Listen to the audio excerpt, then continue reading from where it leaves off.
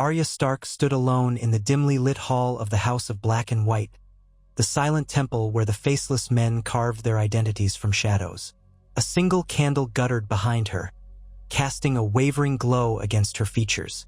The flickering light underscored the hardened determination in her eyes, etched there through trials both mortal and mystical. She wore no mask tonight, no face other than her own.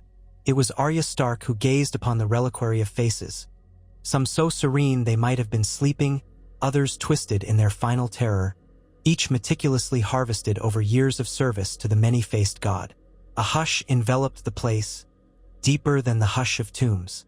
It was not just the hush of men who traded in death, but the hush of those who had transcended their mortal hearts, forging their emotions into something sharper than Valyrian steel. But Arya, though she had trained here and become adept at wearing new faces, had never entirely lost the fire of the wolf within her. In fact, it was that primal ember that had brought her back. She thought she had extinguished it for good, sacrificed it on the altar of no one, but it still smoldered in the core of her being. And now that ember threatened to ignite a blaze. Jaqen H'ghar stood at the far end of the hall, face as impassive as the blank marble walls. He bore the countenance of a kindly man, but Arya knew better. He had orchestrated so many silent passings, each life turned off like a candle. She had once believed him to be her savior, her teacher. Then she had grown to understand he was just a gateway, a keeper of doors leading into a labyrinth of identities, illusions, and shapeless devotion to a god who wore infinite faces. She had come to him tonight with a proposal, and that was something one did not do lightly. The faceless men served no politics, no crowns, no personal vendettas. They served the many-faced god, the inevitability of death, distributing the gift of release to those chosen by divine or monetary decree.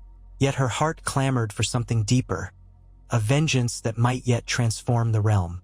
She had glimpsed the swirl of power in Westeros, the petty rivalries that perpetuated suffering, the endless rotation of tyrants perched upon the Iron Throne. It was a cycle of pain she knew all too well. When she had whispered her notion to Jaqen, his only response was a faint tilt of the head. She told him that she wished to lead them back across the sea, to Westeros, to strike at the heart of the rotten monarchy. She spoke of purging House Lannister root and stem, for they were the architects of her family's ruin, and of so many ills that plagued the Seven Kingdoms. She had named them enemies not just of her personal grudges, but enemies of all the living. She had painted a portrait of the Lannisters' greed, their cruelty, the countless innocents who had fallen under their machinations. And she had insinuated that the many-faced god might find it pleasing to claim them. Jaqen did not speak for some time, nor did the other faceless men. Some wore the faces of old men, others of young maidens or half-familiar acquaintances Arya thought she might have seen once on a Braavosi street. Their stillness reminded her of watchers perched in a forest at night, silent predators. At last, Jaqen nodded, hardly more than a shift of his chin, and said, "A girl has a bold heart." That was all. Yet for the first time, Arya sensed acceptance, even a flicker of dark excitement in the air. Now, she faced that same group of her faceless brothers and sisters in the hush of the temple. The details of her plan lay coiled behind her eyes. She had studied every rumor, every whisper from the docks, every merchant's tale of King's Landing's current state. The monarchy was weakened. King's Landing teetered on the brink of chaos after years of war, bloodshed, and broken alliances. The once invincible Lannisters, perched atop the Iron Throne, bickered among themselves. Their alliances were frayed, their coffers bled dry by continuous strife. A plague of discontent festered in the streets, and the common folk muttered curses against their rulers under their breath. It was the perfect time to strike, if one wanted to collapse the crown entirely. She began to speak, voice low, shaped to reach ears trained in stillness. "Jaqen, and all of you who serve the many-faced god, you have taught me the ways of silent death, of illusions and transformations. Now I ask that we take these arts back to the land where I was born. The crown sits precarious on the heads of those who betrayed my family, who warp justice to serve their greed. They have sown death for generations. Let us bring them to their final harvest. She expected debate. She expected cold argumentation about how the faceless men do not serve mortal vendettas. But the tension in the air was electric. Some part of Arya sensed that the many-faced god had willed this moment. Every head turned to Cailin. A slow breath escaped his lips, and he inclined his head again, an acquiescence that might echo through history. Vala Morgulis, he said softly, the ancient Bravosi words that formed the creed of death. The hall reverberated with the murmur of many voices in unison. Vala Dohiris, they answered. All men must die and all men must serve. And so it began. Arya Stark led them from the temple in small groups, each assassin carrying only the tools of their silent trade and a single black cloak. They slipped out into the Bravosi night, the moon silvering the canals, and boarded a ship that had been quietly arranged. No fanfare heralded their departure. No records showed the passage of these nameless travelers. With each step on the gangplank, Arya felt the weight of her destiny pressing upon her. The seas lay open before her, black waters that whispered possibilities. Her mind wandered to the faces of the Lannisters she would destroy. She tried to conjure their images, to shape their features in her memory. The arrogance, the cruelty, the complacency. Each step was a vow to set the world right, or to let the tides of vengeance drown it. Their journey across the narrow sea was marked by an eerie calm. The sailors scarcely looked in their direction, as if some subliminal dread prevented them from acknowledging the presence of these cloaked figures. Arya often stared over the railing at the wine-dark waves, a swirl of salt air in her lungs. She thought of her mother, Caitlin Stark, who had died with her last thoughts likely consumed by the betrayal that cut down her husband. She thought of Robb Stark, the king in the north, slaughtered at the Red Wedding. She thought of Sansa, parted from her by fate, forced into the lion's den. And she thought of Jon, wherever he might be now, fighting for a cause greater than crowns. Their faces welled up in her mind one after another, driving her conviction. If the Lannisters were a cancer, she would carve them out completely. When they landed on Westerosi shores under the cover of darkness, a hush seemed to drape itself across the ragged coastline. Arya felt a pulse of memory, as though her homeland recognized her return. She whispered to herself that she was here not as a daughter of House Stark, but as the blade of the many-faced god. That was the role she needed to play. Yet the wolf in her heart howled quietly, and she did not push it away. Weeks passed in swift planning. The faceless men dispersed in small cells through the Crownlands, gathering intelligence, learning the routines of Lannister officials, guards, courtiers, and extended family members. Arya herself infiltrated King's Landing with a face that was not her own. A common serving girl, plain and mouse-like. She slipped into kitchens, overheard gossip among scullions, memorized the corridors of the Red Keep. The city smelled of rotting waste, the stench of too many people crammed behind stone walls. The tension was palpable, coiling underfoot like serpents. Each day, she carried out small errands, gleaning fragments of crucial information. She learned who still openly supported the crown, who merely pretended loyalty out of fear. She discovered which tunnels the Red Keep's gold cloaks patrolled less frequently. She uncovered the hidden passageways rumored to have been used by Tyrion Lannister in the past. Passages that opened onto deserted alleyways or the labyrinth beneath the city. Meanwhile, her faceless brothers and sisters flitted through noble houses and taverns, always disguised, blending with the city's shadows until they became the shadows. Then came the first kill. It was not a regal figure, no lord or lady of high rank. Instead, it was a lesser cousin of the Lannisters, a petty creature known for terrorizing servants and indulging in acts of cruelty hidden from the public. The man was found one dawn in a locked bedchamber, eyes wide with terror, hands limp at his sides. The rumor whispered that no mark defiled his corpse. He had simply died, as though struck by an unseen hand. Among the people, the name Lannister was spoken a little more softly that morning, as if the very name had begun to ring with ill portents. The second kill arrived like the hush before a storm. A Lannister bannerman, returning from a fruitless mission to chase down rumored outlaws, was found in his carriage, throat cut so cleanly that the guard who discovered him thought at first he was merely asleep. Over the next weeks, more distant relatives of the Lion House vanished or were discovered in states that defied rational explanation.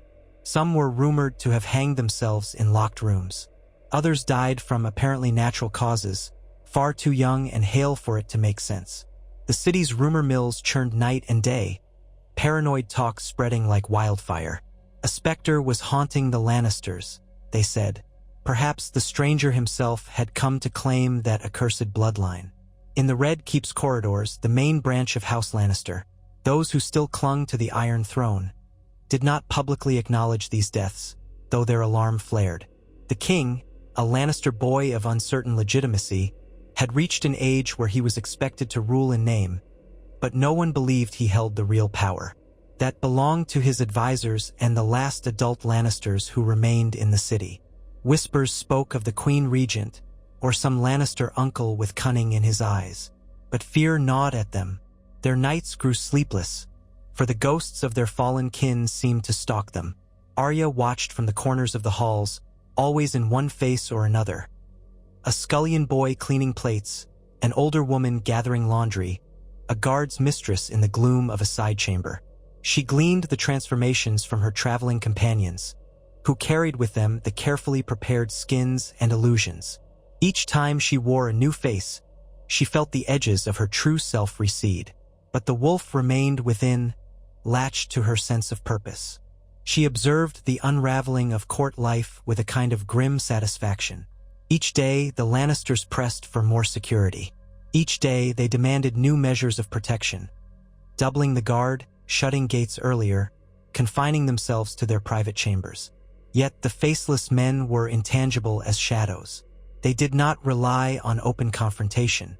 They slipped in through the cracks, struck with poisons or quicksilver blades, and vanished.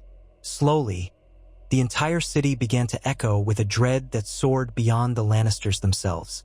The small folk, sensing the mounting panic of their rulers, grew bolder in their contempt. Quiet protests arose in the slums. The undercurrent was not the roar of open rebellion, but the kind of hush that precedes an earthquake. In the nights, Arya convened with her brothers and sisters in an abandoned cellar beneath an old blacksmith's shop. Candles burned softly as they exchanged information in hushed tones. She, more than any, understood the significance of what they were doing. Assassins for hire did not normally orchestrate a political apocalypse, but the many-faced god was being served in each life they took, and as they seeded chaos among the lion's brood, they claimed it was a righteous offering. With each Lannister that fell, Arya felt her heart pound with grim triumph. But something inside her also stirred. A question, a ripple of doubt about how far this would go, and what would remain of Westeros when the crown crumbled under the weight of its own corruption. Still, she pressed on. The next strike was aimed high. A Lannister cousin who was said to have the Queen Regent's ear. He was cunning, known for forging alliances with other houses through flattery and intimidation. He vanished one evening while returning to the Red Keep, and days later, his body was found in the water near Blackwater Bay. No one could deny that something was systematically targeting the House of the Lion. The city's watch patrolled in pairs and triplets. Archers guarded the city walls. The King's Guard locked down entire sections of the Red Keep, and still the assassins slipped through. The fear was too thick in the corridors.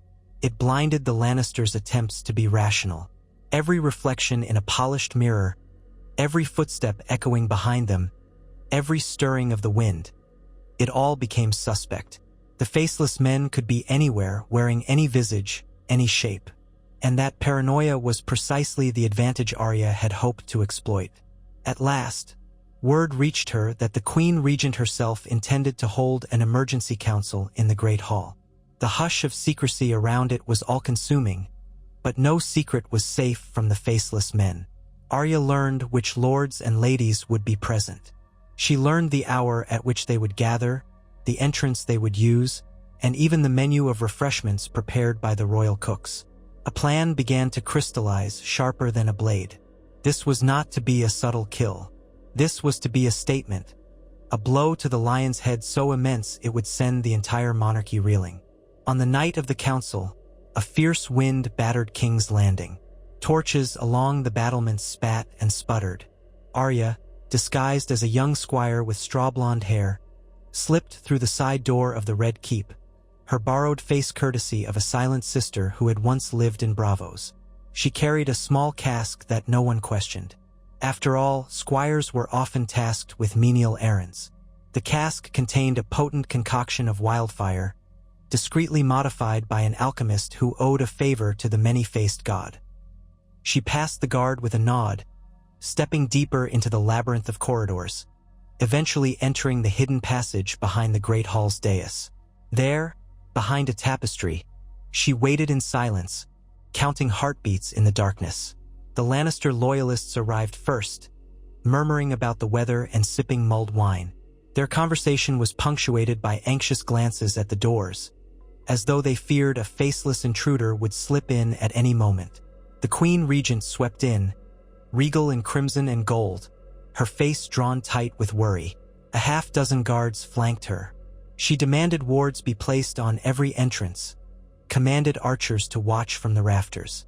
Then she waited for the rest of her council, comprising a few minor lords, a scattering of sycophants, and one or two from other great houses who still hoped to keep the monarchy stable. The hour wore on. The hall's massive braziers flickered with a hungry light that made everything shimmer in gold and red. Once everyone was assembled, the Queen Regent began to speak in hushed, urgent tones. She demanded suggestions for rooting out these assassins, for protecting the Lannister line. Paranoia dripped from every syllable. The lords exchanged rumors about sightings of ghostly shapes that wore the faces of the dead. Some recounted the story of a Lannister who had screamed at the reflection in a mirror, only to find it was not her own face staring back. The talk turned to drastic measures. Mass arrests, martial law, bribes for any whispers. But beneath the talk lurked the inescapable truth. They were losing control. And all the while, Arya listened from behind the tapestry, hands wrapped around the small cask. She heard the mounting desperation, felt the trembling fear that saturated the air. Her breath was slow, purposeful, as she prepared for the moment to unleash the wildfire. She had chosen a vantage point that would let her remain hidden while rolling the cask into the hall's center. The plan was to set it ablaze, to let the fire speak its final pronouncement on Lannister power. Even as she steadied herself, she felt a tremor in her core. This was not a single kill, not a focused vengeance. This was an act that would end many lives at once. Some would be guilty, others might be guilty only by association. But this was how the monarchy ended, by an inferno that cleansed the rot. She told herself the realm would be better for it. When she pushed the cask, it rolled softly across the floorboards. The council members barely noticed, consumed by their own fear. She lit the fuse with a practiced hand, the spark a mere flicker in the gloom. Time seemed to slow as the cask tumbled into view, halting near the braziers. A guard shouted a warning, but too late. The wildfire erupted in a flash of green flame, consuming the cask and leaping outward in living jets of emerald fury. Chaos exploded as lords and ladies scrambled back, screaming. Guards rushed forward, but the flames spat in all directions, hungry for cloth, wood, flesh, anything it could devour. Arya felt the heat even behind the tapestry, a wave of scorching wind that rattled the hidden passage. She squeezed her eyes shut, hearing the cacophony of shrieks and the roar of the inferno. The great hall turned into a slaughterhouse of green fire. She knew she must leave swiftly or be trapped in the blaze herself. Slipping down the narrow corridor, she found the exit that led to the courtyard. The smell of smoke clung to her nostrils. The frantic shouts of men and women echoed behind her. Outside, the wind whipped her borrowed hair across her face. Alarm bells began to toll from the towers. Fire in the Red Keep. The monarchy was in flames. It was everything she had intended, and yet her stomach twisted in knots. As she merged with the throng of panicked folk, she began to wonder. Was this truly the will of the many-faced god, or merely the will of Arya Stark seeking an all-consuming vengeance? She would have time to question this later. For now, she had to disappear. The city erupted into chaos at the sight of smoke belching from the seat of power. People rushed from their homes to watch. Small folk whispered that the time of the Lannisters was ending, that the gods, or some darker force, had come to collect a debt long overdue.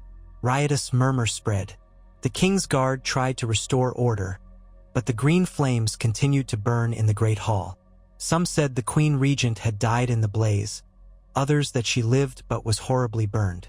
Conflicting reports muddied the truth. Arya regrouped with several of her faceless companions in a shadowed corner of Flea Bottom. Each had played a part in creating the conditions for this catastrophic blow. Some had severed supply lines to ensure water would be scarce if a fire broke out. Others had quietly sabotaged the watch so that fewer men would be on guard. They exchanged glances in silence, acknowledging that the monarchy had taken a mortal wound tonight. If the queen regent yet lived, she would be weakened and disfigured in the eyes of the court. If she died, the line of succession was in disarray. Either outcome spelled the unraveling of the crown's authority. In the days that followed, King's Landing spun like a top in chaos. Crowds gathered outside the Red Keep, chanting obscenities at the Lannisters. Rumors circulated of the Queen Regent's demise, of the king's madness, of a power vacuum that invited every ambitious noble to stake a claim. Into that vacuum came the fury of the small folk, stoked by years of neglect and cruelty. A wave of violence erupted in the poorer districts, and the city watch was stretched too thin to contain it. Even as chaos engulfed the city, Arya and her companions continued to strike at the Lannisters who remained. They employed subtler methods now, picking off survivors and loyalists who sought to regroup. Poisons were slipped into goblets. Knives found the unsuspecting at dawn. Many of these kills bore little fanfare, overshadowed by the city's broader turmoil. The crown, as an institution, lurched without a clear hand on the rudder. Other great houses smelled blood in the water. Storm's End, Highgarden, Dorne, they all began to reevaluate their alliances. The faith of the Seven seized the moment to denounce the Lannisters, condemning the crown's corruption. It was precisely what Arya had envisioned, the utter collapse of the seat of power. Yet she found no joy in the swirling anarchy. She walked the streets in a nameless face, stepping over bodies battered in the riots, hearing the sobs of mothers who had lost their children to stray violence. Fear and resentment had become a spark that ignited more than the Great Hall. It ignited the city's heart. And in the back of her mind, she kept recalling the House of Black and White, the quiet neutrality of death. The many-faced god might be sated by these sacrifices, but Arya herself felt something else. The pang of sorrow, the ghost of empathy for the innocent caught in the maelstrom. Yet she pressed on, repeating the mantra, "All men must die." At last, the monarchy broke. Word came that the king, a boy in name, overshadowed by the queen regent, had been found dead in his bed. Some whispered that he had taken his own life, others that a faceless man had ended him with a single drop of poison. No official announcement clarified it. The city watch dared not name the cause, for it was too terrifying to consider. The crown was leaderless. The queen regent, if alive, was rumored to be half-mad, swaddled in bandages, or perhaps in hiding. The final impetus for the city's total collapse came when the gold cloaks themselves turned on the Lannister paymasters. Their wages had not been delivered for weeks, the coffers plundered by unscrupulous courtiers who hoped to flee. Desperate for coin, the rank-and-file watchmen realized they had no more reason to defend a dying dynasty. They opened the city gates, letting the tide of discontent surge inside. What had been simmering discontent turned into full-scale riots. King's Landing fractured under the weight of its own fear and hatred. In the Red Keep's courtyard, flames still danced in blackened timbers. The Iron Throne, a twisted mass of swords hammered into a seat of power, sat vacant, a silent testament to the downfall of those who had once claimed it. Arya stood upon a battlement, disguised once more as a servant, and gazed at the city devouring itself. Her heart felt cold. She had dreamed of revenge, of punishing the Lannisters for the Red Wedding, for Ned Stark's execution, for all the heartbreak. She had wanted a realm free of their cruelty. But as she watched chaos rage below, she questioned what she had truly accomplished. That night, she slipped away to the hidden cellar where the faceless men had made their temporary base. Most of her brothers and sisters were already gone, vanished to the four corners of Westeros or back across the sea. Their task here was done. Arya found Jaqen Hagar there, as though waiting for her. He regarded her with calm eyes, his face, whatever face it truly was, revealing no emotion. "A girl has done what she set out to do," he said quietly. Arya nodded, though her expression was distant. "Is this what the many-faced God wills?" she asked, her voice trembling with a mix of anger and sorrow. "Is this the gift we are meant to deliver? So much death, so much suffering." Jaqen inclined his head. "All men must serve," he said. "A girl has served well. The city tears itself apart, and House Lannister fades from power. Peace has fallen from the board. Now the world shifts." Arya closed her eyes, remembering her father's calm voice from a time long past. She remembered the crypts beneath Winterfell, the quiet hush of the old gods. She had wanted revenge, yes, but she had never imagined how hollow it might feel to watch an entire city burn. The Lannisters had destroyed her family, stolen so much from the realm. But in toppling them, she and the faceless men had unleashed a wave of violence that seemed unstoppable. In that silent cellar, Arya stared at Jaqen. "What do I do now? Am I still no one? Or am I Arya Stark?" He tilted his head. "Death is certain, the timing is not. A girl chooses who she wishes to be." For a moment, she felt tears threaten. The reality of her situation pressed upon her. She had led the faceless men to purge the Lannisters, collapsing the monarchy that had stood for centuries. Yet standing on the precipice of that triumph, she sensed the yawning chasm of consequences. The realm would not magically heal because one vile family had been culled. Worse tyrants could step into the vacuum, or the realm might splinter into warlords and petty kings. Winter was still biting at the edges of civilization, the nights growing cold. The common folk would pay the price. A quiet resolve settled over her. Perhaps she had done what needed doing, or perhaps she had simply loosed chaos in the name of vengeance. Either way, she carried the responsibility with her. She bowed her head once to Jaqen, and when she raised it again, her gaze was clear, though tempered with sorrow. "Then I am Arya Stark," she said. "I will see what remains to be done." Jaqen offered the barest hint of a smile, then turned and left the cellar without another word. Arya lingered, listening to the distant roar of flames and clamor of anarchy. The wolf in her soul paced, uneasy. She was no longer a vengeful child, nor merely a faceless assassin. She stood at the threshold of a future she had irrevocably changed. The next morning, the city woke to find the red keep a blackened husk of its former grandeur. Smoke hung over the spires like a shroud. The Lannister banners lay trampled in the mud. The small folk gathered in squares, forming impromptu councils, searching for some semblance of leadership. Rival factions bickered over control. Some demanded a new monarch from another great house, others called for a council of lords, and still others wanted the city to rule itself. Rumors flew that House Stark might reclaim the throne, or that Daenerys Targaryen, if she was still alive somewhere, would return with dragons. But in truth, no one seemed certain who would step into the power vacuum. Westeros trembled under the weight of the unknown. Amid the turmoil, Arya walked the streets in her own face, for the first time in years. She was older now, features sharpened, eyes haunted. Hardly anyone recognized her. She was but another survivor in a city battered by cataclysm. She offered what help she could to those injured in the riots, carrying water and bandages. She had no illusions that this would mend the deeper fractures, but a part of her felt compelled to ease at least a fraction of the suffering she had helped unleash. In the weeks that followed, the city's population thinned. Many fled to the countryside, seeking shelter from the chaos. The remaining nobility either locked themselves away or fled south, uncertain where to find safety. The Targaryen partisans whispered that the time was ripe for a dragon's return. The Baratheon loyalists grumbled that Storm's End might claim the throne. Dorne watched with its usual guarded suspicion, waiting for an opportunity to strike. Every region of the Seven Kingdoms seemed poised on the brink of a new conflict, a war that might dwarf the last. Arya could feel it in the air, like the heaviness before a storm. Yet she also sensed something else, a strange hope. The Lannisters' iron grip had loosened. The people, once cowering under the lion's paw, dared to imagine a future unbound by Lannister gold.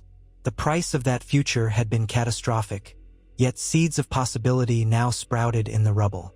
In Flea Bottom, Arya heard whispered talk of local committees forming to handle disputes, to share food among neighbors. Even in the gloom, there was a glimmer of collective resilience. Though the crown had collapsed, the realm did not simply vanish into chaos. People learned slowly to function without a single head on the Iron Throne. Some whispered that perhaps the old feudal system was itself dying, that the events in King's Landing were merely the final death throes of an outdated order. Others insisted that Westeros must have a monarch. Arya watched from the sidelines, uncertain where her place was in this new tapestry. The North called to her in her dreams. She missed the crisp air of Winterfell, the rustle of the godswood. She wondered if Sansa still reigned there, or if her sister had faced betrayal. She wondered about Jon, if he had found any peace. She yearned for home, yet she also recognized the gravity of staying in King's Landing, to see the shape of what she had brought about. In quiet hours, she prayed to the many-faced god, or to the old gods, or perhaps to both. She prayed for direction, for clarity. The voices of the past echoed in her mind. Her father's unwavering moral compass, her mother's fierce protectiveness, her siblings' bonds that once held them together despite everything. At times, she could almost hear the whisper of the wind through the trees of the north, calling her name. Then, one morning, she awoke to find a hush spread over the city. The raging fires had finally been extinguished. The last embers of the great hall's ruin had cooled into ash. Smoke no longer billowed over the rooftops. The sky was a serene, empty blue. The people emerged from their hovels, blinking as though from a long nightmare. Arya walked to the courtyard of the Red Keep, weaving through scorched debris. She reached the steps that led to the Iron Throne, or what was left of it. Portions of the seat still stood in twisted black lumps. The swords melted into grotesque shapes by wildfire. It was a symbol undone, the once mighty seat of kings now a half-molten relic. She laid a hand on one twisted blade, feeling the cold metal under her palm. She thought of all the bloodshed that had been poured out for the right to sit upon this monstrous chair. 1,000 swords hammered into a seat that promised dominion over the Seven Kingdoms. 1,000 swords, each representing a life lost, a war waged, a conquest sealed. Now it was a broken monument to the folly of ambition. In that moment, she felt neither triumph nor regret, only a sense of the ephemeral nature of power. Footsteps sounded behind her. She turned to see a small group of ragged survivors, some noble, some common, gathering at the threshold of the throne room, their faces etched with exhaustion and uncertainty. One of them, a gray-bearded knight, looked at Arya as though searching for answers. She recognized him vaguely, perhaps one of the lesser knights sworn to the crown. His voice, when it came, was gruff yet laden with weariness. "What happens now, girl?" Arya found no immediate words. What could she say to these people who had lost everything, whose worlds had been turned upside down? She had orchestrated the greatest blow to the monarchy in living memory, but she had no blueprint for what came after. Her mouth felt dry. She glanced at the distorted throne behind her, then at the small group waiting for some sign of hope. At length she said, "You live. You find a way to rebuild. Perhaps we all do." It sounded hollow even to her own ears. But in that emptiness, there was a small breath of truth. The future of the realm was uncharted territory. Without the Lannisters' stranglehold, new paths could emerge. Paths that might lead to a freer, fairer Westeros, or paths that might descend into even darker tyranny. That choice would rest not on a single throne, but in the collective will of a battered people. For her part, Arya knew she could not remain in King's Landing forever. She had done her part, terrible or necessary, she was no longer certain. She remembered Jaqen's words, "A girl chooses who she wishes to be." She realized she had chosen to be Arya Stark. And Arya Stark belonged in the north, among the wolves, among what remained of her family. The realm might tear itself apart or forge a new destiny. That was no longer her burden alone. Quietly, she turned away from the throne room, stepping past the stunned survivors.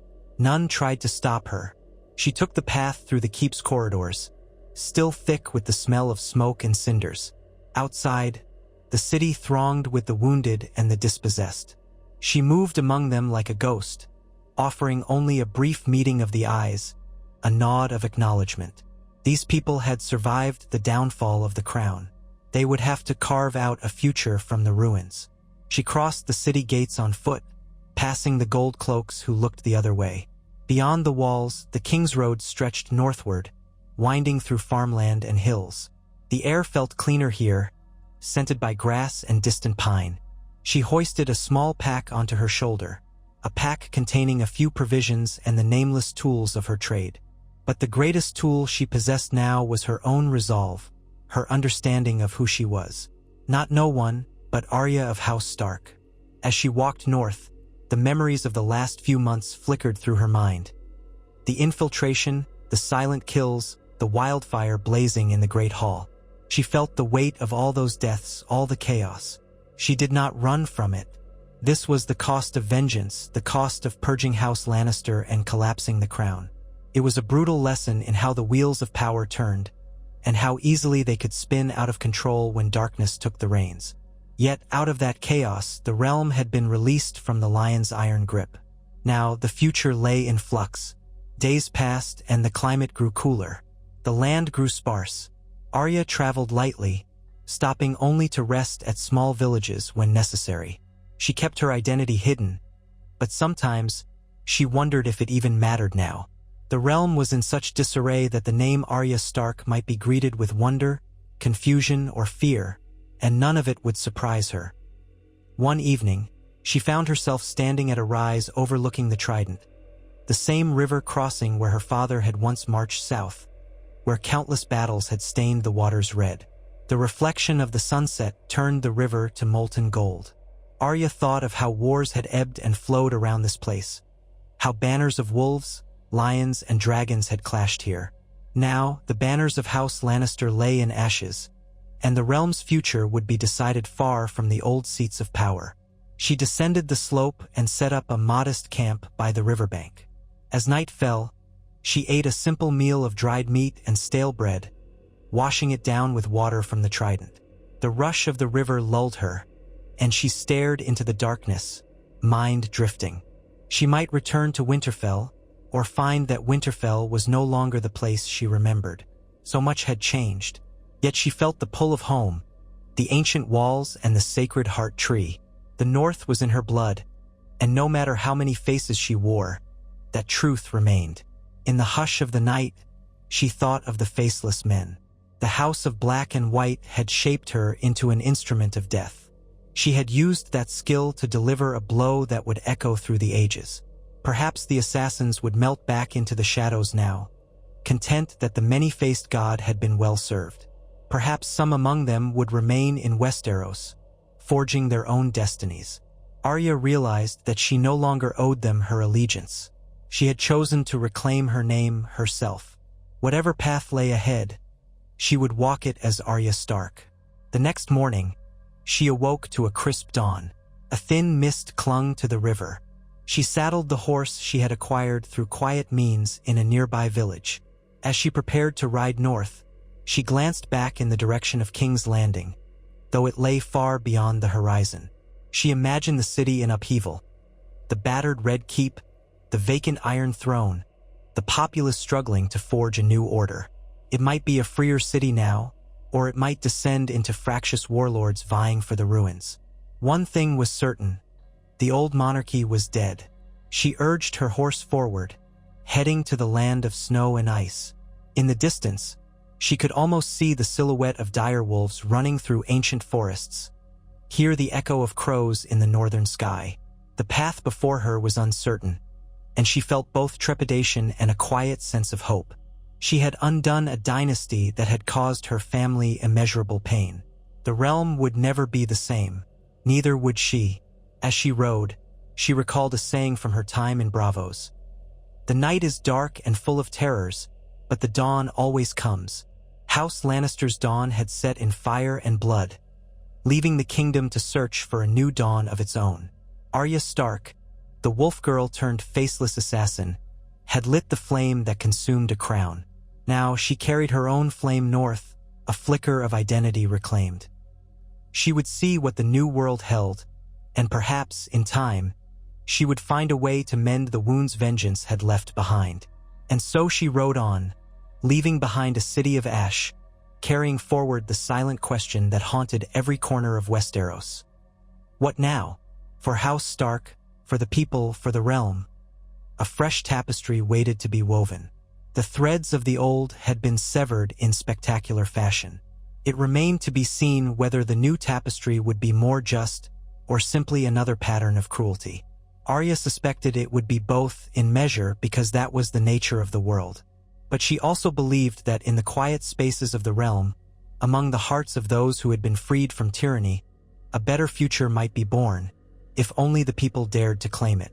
At last, her horse crested a ridge, revealing a winding road that disappeared into the pine forests of the north. The wind caught a stray strand of her hair, brushing it across her cheek. She looked ahead, eyes fixed on the horizon.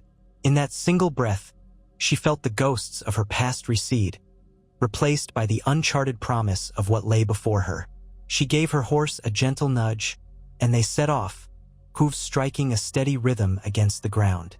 Arya Stark pressed onward into the unknown, carrying the legacy of wolves, of faces, and of the shattered crown left smoldering behind her. Arya Stark rode north with the steady gait of one who had cast away certainty. Each morning, the wind carried new scents: pine resin, wet earth, the faint tang of the distant sea. It reminded her she was no longer in the teeming sprawl of King's Landing. Here, the sky arched wider, the land breathed freer, and though the realm might be tearing itself apart behind her, the north stood much as she recalled, austere, silent, ancient. Yet Arya carried the storms of the south within her soul. She had lit a wildfire that devoured the crown, casting House Lannister into ashes. Now she rode with the burden of that deed pressing like a dull ache against her ribs, an uneasy companion in the solitude of the road. She found the thoroughfares empty, save for the odd trader or refugee who dared to press on despite the realm's disarray. Whenever a traveler spotted her, they rarely looked twice. She was a lean young woman, her features drawn, her garments rough and unobtrusive. Sometimes a passerby would ask if the king still reigned, if the Lannisters yet clung to power. Some had heard rumors of a cataclysm in King's Landing but did not know its source. Arya had little to offer. She would shake her head, murmur non-committal words, and continue on. Now and again, she detected flickers of fear in their eyes. Everyone seemed to sense that a mortal blow had been struck, and the Seven Kingdoms lay in the throes of an uncertain rebirth. Each village she passed had its own speculation about the monarchy's demise. Some insisted the Targaryen girl would soon return on Dragonback to claim the throne. Others spoke of northern lords uniting to form a separate kingdom, refusing to kneel to any southern seat. A handful believed it was all a hoax, that the Lannisters would never truly fall, that their gold would resurrect them from the grave. Arya kept her silence, letting them cling to whichever illusions they preferred. Better that than the truth, that an assassin's hand, guided by old vendettas and the hush of bravos, had toppled the proudest house in Westeros. Perhaps, in time, they would learn the names of those responsible, or perhaps they would believe the stranger himself had passed judgment. Arya did not care which. She stopped for a few days in a town near the edge of the Riverlands, a place of squat cottages and low stone walls. The sign on the local inn had been torn down, perhaps by looters or by the wind. No one bothered to replace it. The innkeeper, an elderly woman with watery eyes, accepted a coin from Arya without question. She provided a pallet in the corner of the common room, along with a stale loaf and some lukewarm broth. Arya sat near the hearth, listening to quiet conversations. Word drifted in from travelers that the Freys of the twins had barricaded themselves in their castle, terrified of the same faceless specters that had visited doom upon the Lannisters. Rumor said that any man with a hood or a scarred visage was suspect, that the Freys were turning away all guests for fear of hidden assassins. Arya smirked at the thought, though it did not warm her heart as vengeance once had. She remembered how the Freys had orchestrated the Red Wedding with the Lannisters and the Boltons. How fitting that they now cowered behind their walls, haunted by shadows that might never come.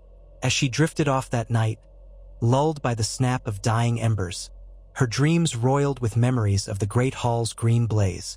She saw again the faces contorted by wildfire, the screams echoing from stone. She remembered the rush of heat searing the tapestry behind which she hid. In her dream, she stepped out into the inferno and found her family waiting there. Ned, her mother, Robb, each turning to ash before her eyes. She jolted awake, heart hammering, and felt the weight of sweat on her brow. She muttered to herself that the dead were gone, and she had avenged them. But what if the cost was too great? What if the Lannisters were only the start of what she had set in motion? Morning's pale sunlight brought little clarity. She departed the inn before the other guests stirred, leaving a few extra coppers by the hearth in a rare gesture of charity. The innkeeper would need them more than she did. Arya nudged her horse onward, pressing north again. The countryside opened into rolling fields. Ruined farmsteads dotted the landscape, evidence of old conflicts from the War of the Five Kings. Some had been partially rebuilt, others abandoned. Ravens circled overhead, scavenging in lonely meadows. Now and then, she glimpsed men mending fences or scavenging wood from the wreckage. Everyone she encountered wore the same haunted expression, as though expecting the ground to open beneath them. She rarely spoke except to barter for supplies. At one crooked market stall, a woman with a missing tooth offered her a handful of dried apples in exchange for a short lesson in swordplay. The woman's son, no older than 10, cradled a battered practice sword. Arya stood there in the dust and showed him how to hold his stance, how to grip the hilt without losing control.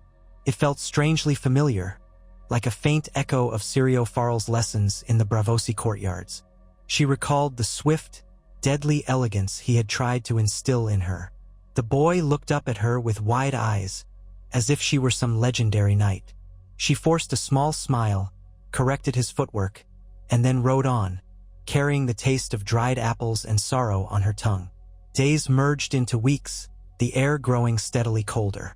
Mud gave way to firmer ground, the landscape thickening with pine and birch.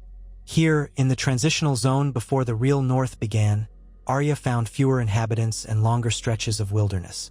At night, she sometimes heard the distant howling of wolves. She wondered if any of the great dire wolves still roamed these woods, if Nymeria might still be out there somewhere, leading a pack of her own. The thought gave Arya a pang of loss.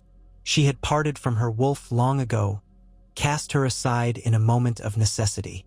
Would Nymeria even recognize her now? Or had their bond frayed, like everything else in this realm? The road forked near an ancient oak that locals called the Hanged Man's Tree. She heard talk of bandits preying on refugees further east, so she chose the western route instead, the longer but presumably safer way toward Moat Cailin. Along that winding track, she saw signs of recent travelers, hoofprints in the soft ground, the remains of small campfires. She took caution, wary that not everyone on the road would be as harmless as the toothless apple seller. But no outlaws appeared. The hush of the forest enveloped her, broken only by the rustle of creatures unseen. One afternoon, she stumbled upon a deserted campsite. The ashes were cold, perhaps 2 days old, but the tracks around them revealed a ragtag group. She spotted footprints of men, women, and a child's smaller impressions. Why had they left so abruptly? She found no bodies, no bloodstains. A single tin cup lay overturned near the ashes, as though dropped in haste.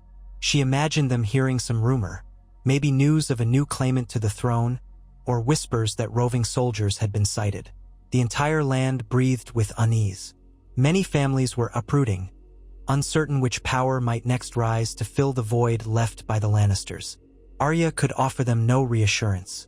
She moved on, carrying only her private ghosts.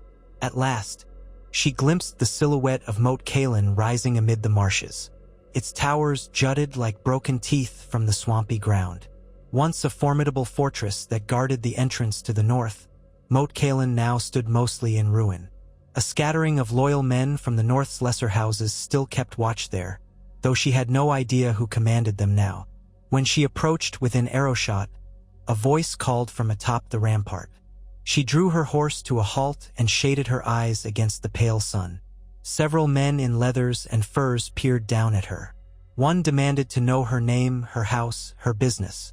She felt a quiver of something that might have been fear or anticipation. To name herself Arya Stark here was to reveal a piece of the puzzle she had so carefully hidden. Yet she had reclaimed that name, had she not? Still, she chose caution. "I'm a traveler," she said, using the accent of the Riverlands. "I seek passage through the neck. I have no quarrel." The men conferred. Their faces were guarded. The leader, a tall fellow with a graying beard, ordered the gate opened. Arya advanced, her posture calm, ready to bolt if needed. The wooden gates creaked inward. She guided her horse into the courtyard, which was little more than a muddy patch scattered with half-rotted timbers. A stench rose from the wetlands beyond. The men gathered around her, weapons sheathed but within easy reach. Their eyes assessed her ragged clothes, her lean build. She noticed faint traces of an older heraldry on their cloaks. A merman clasping a trident. House Manderly, she realized, from White Harbor. They must be part of the scattered northern contingents still patrolling old strongholds. "Where do you hail from?" asked the graying bearded man, who seemed to be their captain. His voice was not unkind, though it held the weary edge of one who had seen too many battles. "Maidenpool," Arya lied, naming a town she had passed near. "I fled the south when King's Landing burned. Heard the roads were safer this way." He gave a short nod. "Safer is a relative term. A man told me the city is in chaos. Fires, riots, the gold cloaks turning coats, that sort of thing." Arya nodded, saying only, "It's true enough." He studied her. "And the Lannisters?" A flicker crossed her face. "Mostly fallen, from what I hear." He exhaled. "So the rumors are true. The new travelers keep telling us that House Lannister has lost its hold. The crown is shattered. If that's the truth, the realm's about to split like a rotten plank." "You sure that's all you know?" "Yes," she said quietly. "That's all." She held his gaze without flinching. After a moment, the captain jerked his head at one of his men. "Show her to the mess. She can buy a meal if she's got coin, and then she can be on her way. We don't keep travelers long here. Too few resources." The man who approached to escort her was younger, with dark hair and a suspicious glint in his eyes. He walked her through the courtyard, explaining they had only a handful of men left to hold Moat Cailin. Most had gone to bolster other northern holdings or had been called back to White Harbor. He said House Manderly was mustering forces again, uncertain what alliances would stand or fall now that the crown's power was broken. Arya asked carefully, "Who holds Winterfell?" The young man glanced at her. "Lady Sansa Stark. At least that's the last we heard. She's sworn to protect the North's interests. Rumor is she's forging new ties with houses loyal to the Starks. She's no queen in the North, yet, but there's talk. Some folks want her crowned. Others are uncertain. War has a habit of changing allegiances overnight." Arya's heart thumped at the mention of her sister's name. Sansa was alive and, by these accounts, leading Winterfell? She felt a surge of relief, tempered by an edge of caution. So many times, news of her siblings had proven false or distorted. She dared not let hope rise too high. But if Sansa truly ruled in Winterfell, the North might be more stable than she had feared. Perhaps it was time to return, to see with her own eyes what had become of her home. She parted with a coin to purchase a bit of stew, watery and underseasoned, but filling enough. As she ate in a small side chamber that the men called their mess, she listened to their banter. They worried about Ironborn raids near the coast, about clans in the mountains who might seize the opportunity to cause trouble. More than once, she heard them speak of the darkness beyond the wall, that old fear which had flickered in the north for centuries. Some claimed the long night was coming, that the others were more than mere fables. Others scoffed, saying it was a tall tale meant to keep children in line. Arya ignored their gossip, though part of her remembered the stories Jon used to tell. The wind carried changes bigger than the petty squabbles of houses. Even the downfall of the Lannisters might pale in comparison to a new threat from the frozen north. But she held her tongue. When she finished her meal, the young guard escorted her back through the courtyard. She prepared to mount her horse when the captain beckoned her over once more. "If you're heading to Winterfell, keep your wits about you. The roads aren't what they used to be. Lord Bolton's men once prowled these parts, and though the Boltons are broken now, I'd wager some of their remnants still lurk in the bogs. Outlaws too, not to mention the phrase that remain. They're cornered in the twins, but cornered animals can lash out." She nodded. "I'll be mindful." He hesitated, then asked, "You wouldn't happen to know whether the Lady of Winterfell will declare herself the North's queen, would you? Some here think she might." Arya paused, choosing her words. "I've not spoken to her, but if I were in her place, I'd do what I must to keep the North safe."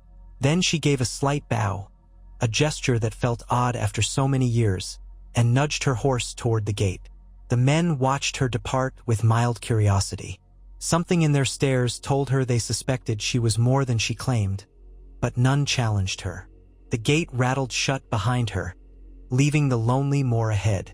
The neck was a dreary land, swampy and rife with twisting causeways. Fog clung to shallow pools, breeding swarms of biting insects that circled Arya's head. She pressed on, remembering old tales of crannogmen who dwelled here under House Reed's protection. They were said to be small, cunning folk, adept at ambush and stealth. Her mother had once told her about them, describing their reed huts and frog spears.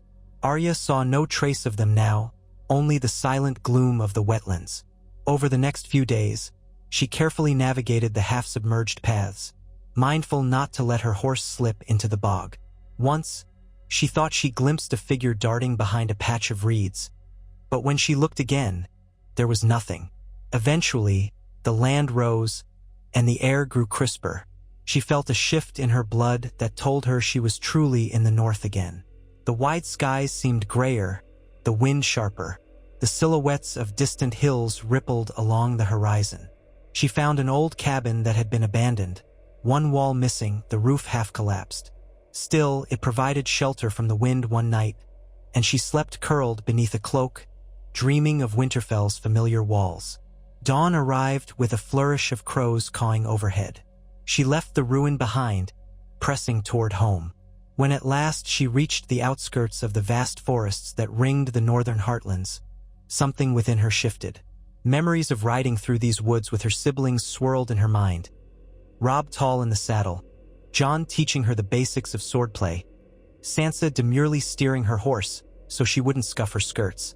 The heartbreak of her family's destruction rose like bile in her throat. She reminded herself that the Lannisters had paid for much of that heartbreak, that her vengeance had been thorough. But none of it brought her father or her mother back, nor could it erase the red wedding or the years of torment. She rode on with a solemn resolve, hoping Sansa was truly in Winterfell and that some flicker of her family's spirit endured there. The roads grew marginally better maintained. Though hardly bustling, she saw occasional caravans hauling timber or pelts. A few men wore sigils of House Glover, some of House Serwyn, even a pair from House Mormont. It appeared the northern houses were gathering resources, though for what purpose Arya could not be certain. She overheard mutters about a coming council at Winterfell, a gathering called by Lady Sansa to discuss the realm's future. One man, spitting tobacco, claimed that the northern lords would never again bow to a southern king. Another retorted that they might need allies if a new Targaryen rose, or if the Stormlands pressed a claim. Arya watched them squabble, content to remain silent. She gleaned from their talk that White Harbor was on the verge of sealing itself off from southern trade, fearful of refugees swarming in from the chaos. The entire realm was reeling like a punch-drunk fighter, uncertain where the next blow might land. She passed an outpost near a fork in the road. A small collection of huts lay around a stone tower. The men stationed there were lean, vigilant, wearing the Stark direwolf on their cloaks. Arya kept her head down. If word spread that Arya Stark was about, the curiosity and fanfare might prove distracting. She did not want that yet. She had too many questions, too many burdens, to face the potential worship of loyal northerners seeking a Stark scion. Better to approach Winterfell quietly, but fate had other plans. As she rode by, a voice rang out, "Traveler, hold a moment." She turned to see a tall woman with cropped brown hair stepping out from the tower's entrance. The woman wore Stark colors, a long sword at her hip. Beside her stood a pair of younger guards. Arya reined in her horse. "Yes." The woman eyed her. "We're checking all who pass. Lady Sansa's orders. The roads must be kept safe with outlaws about." Arya forced a polite expression. "I've no trouble to bring. Just heading north." The woman frowned, studying Arya's face. "Where do you come from?" Arya hesitated. "South," she said curtly. "King's Landing." Arya shrugged. "Near enough." The woman exchanged a glance with her fellow guard. "Then you might know more about the rumor of the crown's downfall. Is it true the Lannisters are all but gone?" Arya nodded slowly. "Yes, their power is broken. The realm's in chaos." A murmur rustled through the other guards. The woman folded her arms. "Then you've witnessed a momentous event indeed. We've been starved for news here, aside from travelers' tales. Wildfire, murders in the night, the Queen Regent burned or missing. Which pieces are true?" Arya weighed her words. "Much of it, I suspect. The Great Hall in the Red Keep burned. Many important Lannisters died. The king was found dead soon after. So yes, they are broken." One of the younger guards spat. "Couldn't happen to a crueler bunch." Arya made no comment. The tall woman seemed thoughtful. "Well, if that's all you know, you can go. But if you intend to journey further into the north, let me advise you, the Lady of Winterfell will want word of your experiences. She's gathering knowledge from any who come from the south, trying to piece together how best to guard the north now that the old order is crumbling." Arya nodded, feeling her pulse quicken at the mention of Sansa. "I'll remember that." The woman jerked her head, letting Arya pass. As Arya set her horse moving again, she sensed the guards' eyes on her back. They might only have been mildly curious, but a tiny thread of worry slithered under her skin. She'd thought to come and go unnoticed, yet the realm's chaos had heightened everyone's vigilance. No matter, she told herself, "I am almost home." And then, late one afternoon, she crested a gentle rise in the woods and saw Winterfell's rebuilt walls in the distance, gray stone tinged by the waning light. Smoke curled from the chimneys, and banners bearing the direwolf sigil fluttered in the breeze. Her throat constricted. For so long, she had pictured Winterfell in ruins, a casualty of the wars. Now here it stood, wounded but enduring, just like the Starks themselves. The sight stirred an emotion she could not name. She dismounted, leading her horse on foot the last mile. She had to approach carefully, unsure of what welcome she might find. Would Sansa even believe the half-feral creature who came to her gates claiming to be her youngest sister? Arya's heart pounded with each step. Outside the gate, she saw a handful of Stark guards leaning on spears. They were thickly bundled against the cold. The northern chill carried a familiar taste, at once bracing and soothing. She stood a moment trying to steady her breathing. Then she approached, head lowered. "Halt!" "Oh." Any guard said, voice firm but not unfriendly. "What's your business in Winterfell?" Arya swallowed. She stared at the worn boots of the guard, the mud caked around them. Then, in a quiet voice, she said, "I've come to speak with Lady Sansa." "Who are you?" 1,000 lies rose to her lips, but she found herself speaking only the truth. "Arya Stark." Silence hung in the air like a held breath. The guards stiffened. One looked her up and down, then barked a laugh. That's a claim, that is, and a bold one. Should we believe you just because you say so? Arya exhaled. I've no proof, aside from my face and my name, but Sansa will know me. The guards exchanged uncertain glances. One said quietly, We heard Arya Stark died long ago or vanished. If you're truly her, the Lady of Winterfell will want to see you. But we can't just let you wander in. I understand, Arya replied. Take me to her under guard if you must. I won't resist. Pause, then the guard nodded. Fine. Hand over your weapons. She hesitated. She had a dagger at her belt, plus the sword she had named Needle, the last vestige of her childhood. But she slid them free and offered them hilt first. The guard took them gingerly, as if expecting treachery. Another guard retrieved the horse. They escorted her inside, flanking her on either side. The courtyard of Winterfell opened before her, its snow-dusted stones stirring half-forgotten echoes in her mind. She saw herself as a child racing across these same cobbles, giggling with Bran and Rickon, her mother's voice shouting after them. Robb practicing archery in the yard with Theon. Ghosts, she thought. Everything here was haunted by memory. Servants paused in their chores to stare, some in confusion, others with open suspicion. Word spread in hushed murmurs that a stranger had arrived claiming to be Arya Stark.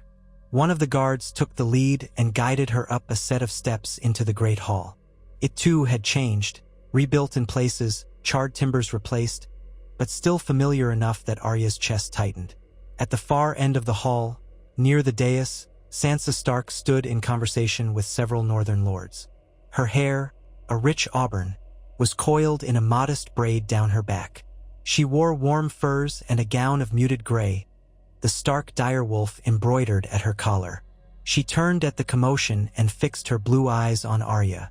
For a moment no one spoke. The guards around Arya shifted anxiously. The northern lords seemed uncertain whether to be offended or intrigued. Sansa's gaze flickered over Arya's tattered clothes, her travel-worn face, the tension in her posture. Then Sansa lifted a hand, halting the men at her side, and stepped forward. In a calm voice, she asked, "Who are you?" Arya felt words catch in her throat. So much time had passed, so much pain, that she scarcely recognized the woman before her. Gone was the timid girl who once dreamed of songs and suitors. In her place stood a poised figure with regal bearing, tempered by sorrow. Arya willed herself to speak. "I'm Arya," she said. "Arya Stark, your sister." Sansa's eyes studied her, searching. The hush was profound enough to feel like a pressure on Arya's ears. Finally, Sansa lifted her chin. "Prove it." Arya recalled a small detail only a true sister might know. "When you were a girl, you had a doll you hated so much you threw it in the fire. You told father it had burned by accident, but you confessed to me the truth, and you made me swear not to tell." Sansa's cheeks paled. The lords around her exchanged glances.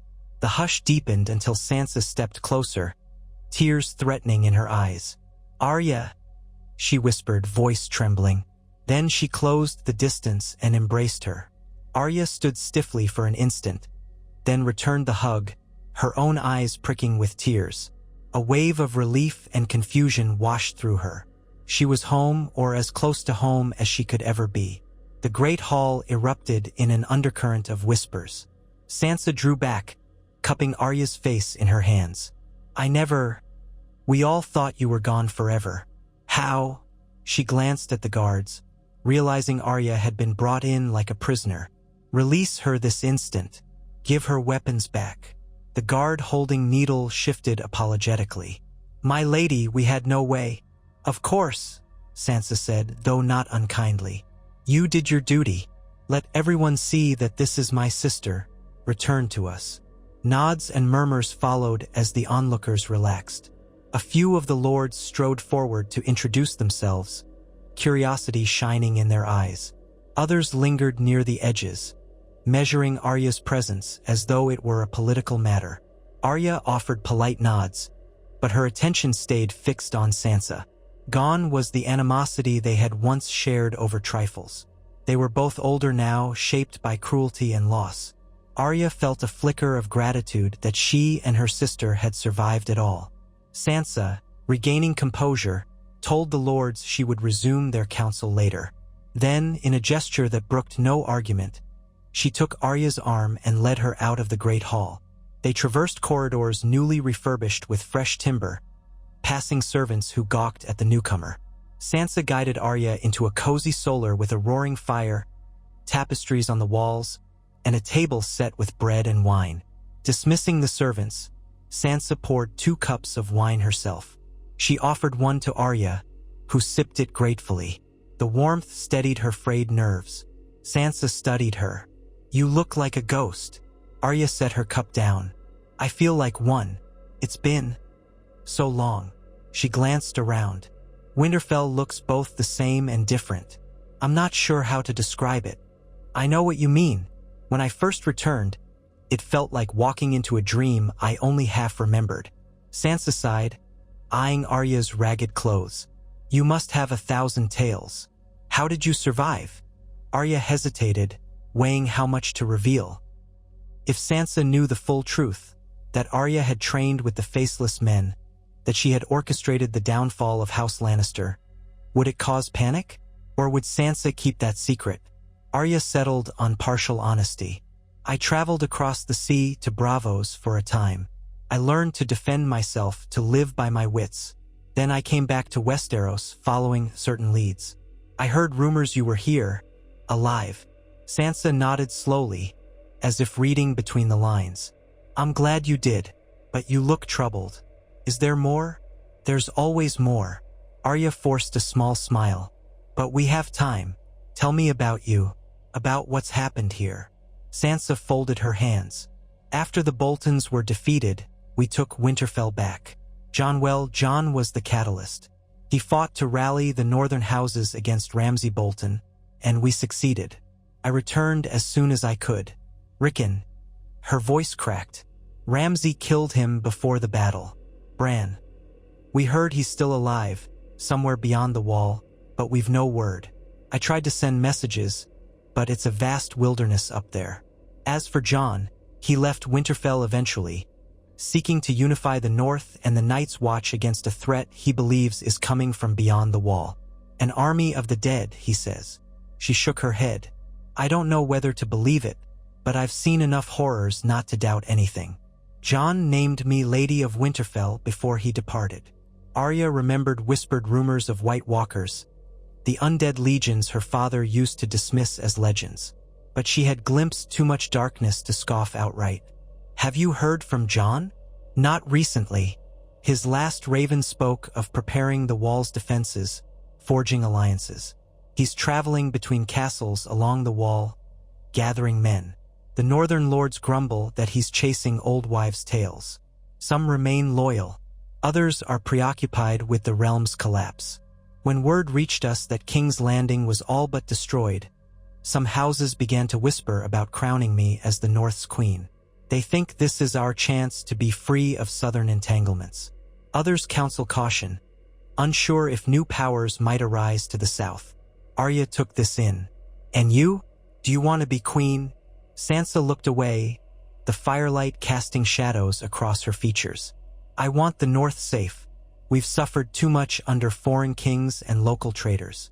If proclaiming the North's independence is the surest way to protect our people, I will do it. But part of me hopes a better arrangement might be found. One where we don't stand alone if a real danger comes from beyond the wall." She sighed, turning back to Arya. "You must have heard about the Lannisters. The news is everywhere, that they died in suspicious circumstances. Whispers of poisoners, assassins. Some say it was a band of sorcerers or an angry mob. The details vary. It doesn't trouble me that they're gone, but the vacuum they leave does. Chaos invites opportunists." Arya's mouth felt dry. "It's true the Lannisters have been dealt with. Their hold on the throne is shattered." Sansa's eyes flicked to Arya's. "You say that as if you've seen it with your own eyes." Arya nodded. "I was in King's Landing when it happened." She felt the weight of Sansa's gaze, but Sansa did not press. Perhaps she sensed the story's darkness and decided to let Arya volunteer it in her own time. Sansa laid a hand over Arya's. You're safe now, at least within these walls. We'll find you proper clothes, a room of your own. Rest. Then we can talk more about what's to come. I have a council meeting in an hour, but after that I'll join you for supper. Arya tried to speak, but emotion choked her for a moment.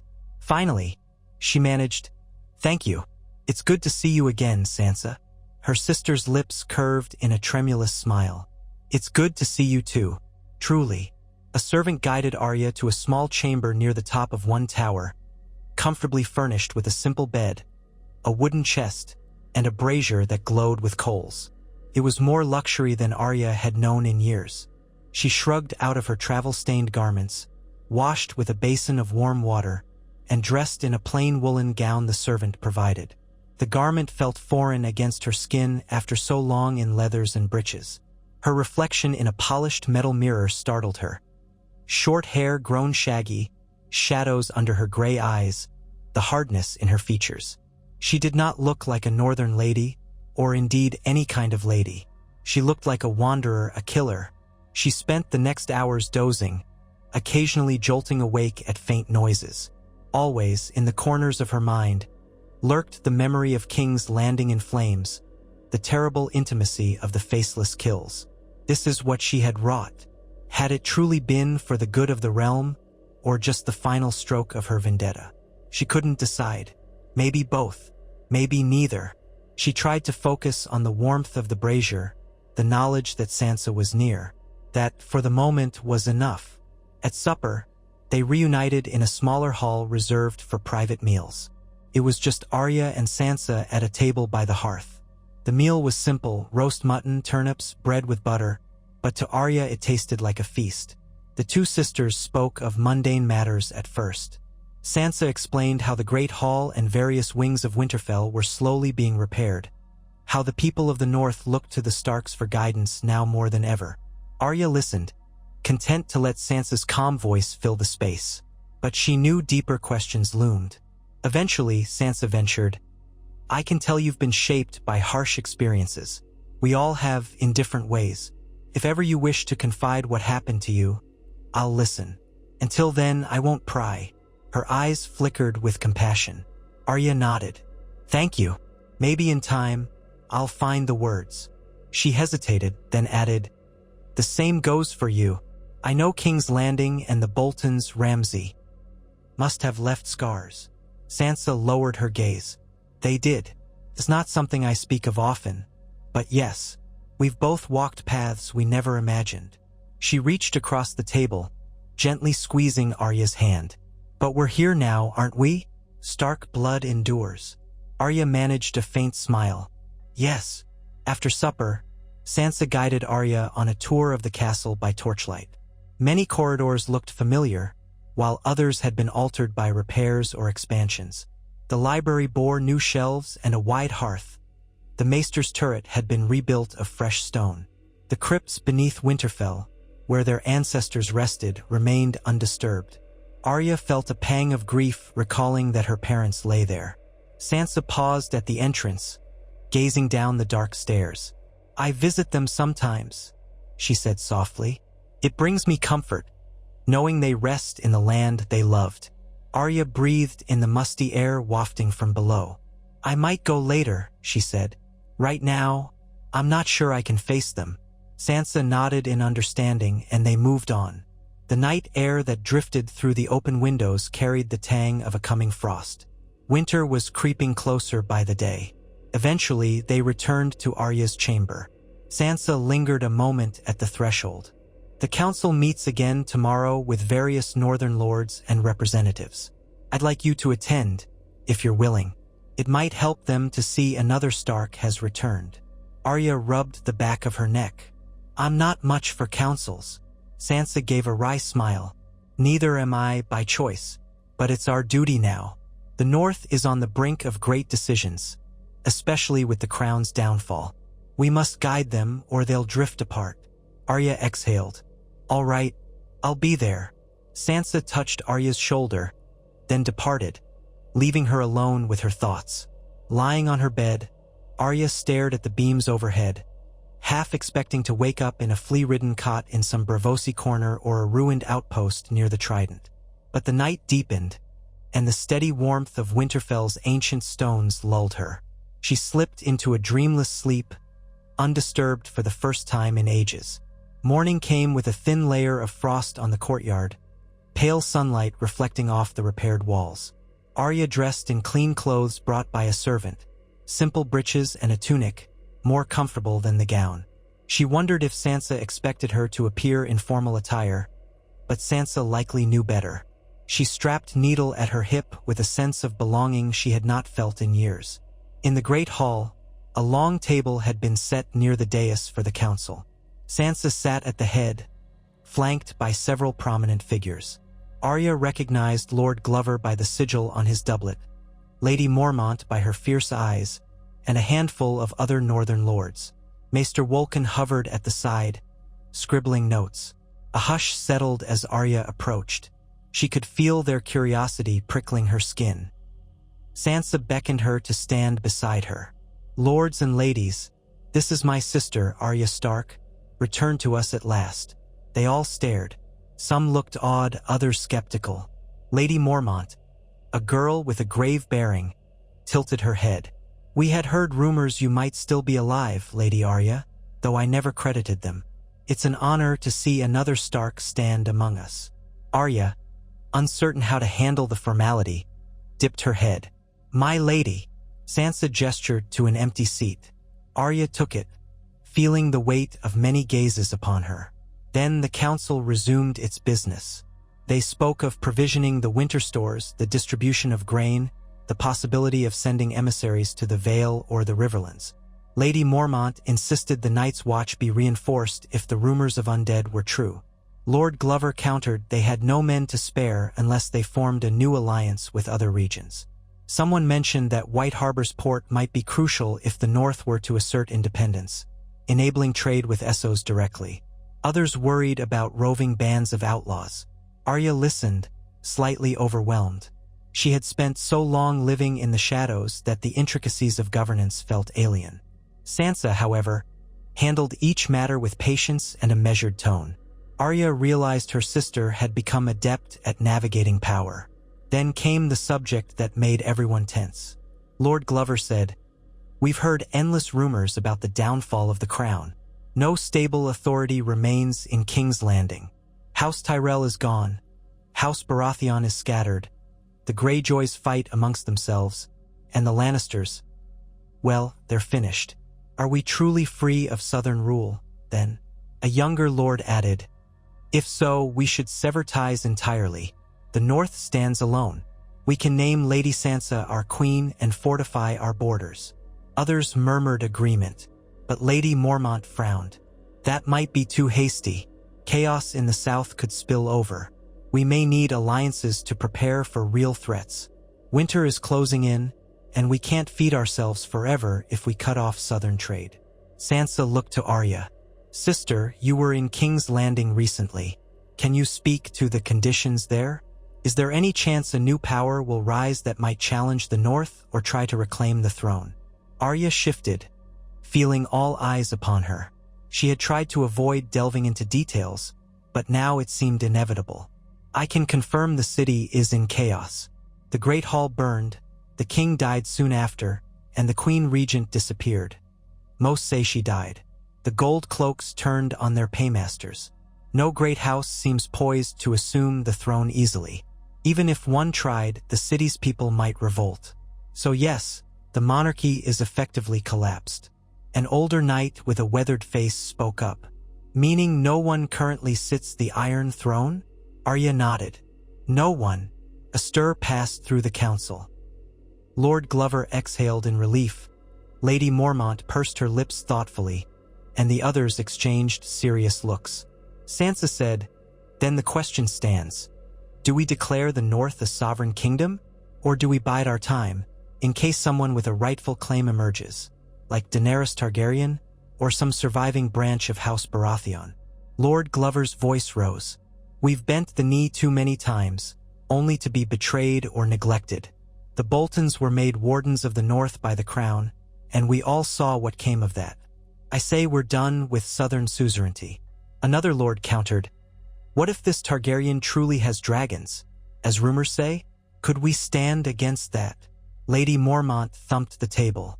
Perhaps we should reach out and learn the truth, rather than assume. A wise ruler gathers facts. A ripple of conversation swept through them, half in favor of immediate independence, half cautioning about the uncertain world beyond the neck. Sansa let them debate for several minutes before calmly summarizing the points. We must be prudent. Declaring the North's independence is a monumental step, and once taken, not easily reversed. Yet the crown no longer exists to keep us in thrall. We have an opportunity to shape our own destiny. Let us set a plan. We send ravens to any potential claimants, inquiring about their intentions for Westeros, Targaryen or otherwise. Meanwhile, we strengthen our borders. If no viable authority emerges in the south, we may indeed stand alone. The majority seemed to agree. Arya was struck by Sansa's skill in navigating the discussion. Her sister had indeed become a leader. As the council moved on to lesser matters, Arya sank back in her chair, allowing the swirl of talk to wash over her. When at last the meeting adjourned, the lords departed with thoughtful expressions, promising to gather again soon. Sansa lingered, accompanied by Lady Mormont and a few key advisors. Arya made to leave, but Sansa beckoned her close. Arya, Lady Mormont has a quest you might be suited for. Lady Mormont turned her fierce gaze on Arya. My scouts reported a band of marauders near the wolfswood. They've been harassing travelers, possibly led by remnants of Bolton or Frey sympathizers. We're short on trained warriors to deal with them, but you have the look of one who can handle herself. Would you investigate? Arya blinked. Me? Sansa offered a small smile. We know you're capable. I have guards, but they're stretched thin. If you'd be willing to take a small party and see what's happening, it would be a great help to the north. Arya considered it. A year ago, she would have slipped away into the night rather than be roped into a northern political dispute. But now, after all she'd done, wasn't it time she stood for something besides vengeance? She nodded. All right, I'll do it. Relief flickered in Lady Mormont's eyes. Thank you. I'll have a few of my men meet you in the courtyard tomorrow at dawn. They'll guide you to the area where these marauders were last seen. Sansa placed a hand on Arya's shoulder. Be careful, though. Wolves aren't the only predators in those woods. Arya managed a wry grin. I know my way around predators. The rest of the day passed quickly. Arya studied maps of the wolfswood in the library, reacquainting herself with the terrain. She recalled hunting trips as a child, trailing behind Robb and Theon, always slipping off to practice archery when she should have been learning ladylike pursuits. The wolfswood was vast, filled with hidden glens and old game trails. A small band could easily hide there. She wondered if these marauders truly had ties to old enemies, or if they were just desperate men scrabbling for survival in the chaos of a broken realm. At supper time, Sansa joined Arya in her chamber, sharing a tray of bread, cheese, and wine. Their conversation meandered from family memories to the realm's troubles. At one point, Sansa gently asked, You were in Bravos, you said. Is that where you learned to kill? Arya paused, heart pounding. She saw no judgment in Sansa's eyes, only curiosity and concern. Still, she couldn't bring herself to speak of the faceless men in detail. I learned many things in Bravos. Hard things. Enough to survive. Sansa nodded, looking thoughtful. I understand. I trust you have your reasons for silence. But if you ever need to share that burden, I'm here. We're all that's left of the Stark line, aside from Bran and Jon. Arya swallowed. Thank you. She reached out, covering Sansa's hand with her own, feeling an unfamiliar closeness. Once, the gap between them had felt insurmountable. Now, after all they'd endured, it seemed they stood side by side against the world. It was a fragile bond, but it was real. They parted early, Arya needing rest before her expedition. She spent a fitful night, dreams tumbling between her father's gentle smile and the green flames of wildfire. She woke before dawn, washed, and dressed in practical leathers that Sansa's servants had sewn to fit her slight frame. Needle hung at her hip, an old friend. She hurried down to the courtyard, where 3 warriors with Lady Mormont's sigil on their cloaks waited beside their horses. One was a tall woman with braided hair. The other 2 were grizzled men who looked as though they had seen more than their share of battles. The tall woman introduced herself as Daisy, explaining she was the cousin of Lyanna Mormont. "We hunt troublemakers and bandits when needed," she said, voice clipped but polite. "My men are Byrne and Turek. They'll follow your lead, Lady Arya." Arya bristled a bit at the title but nodded.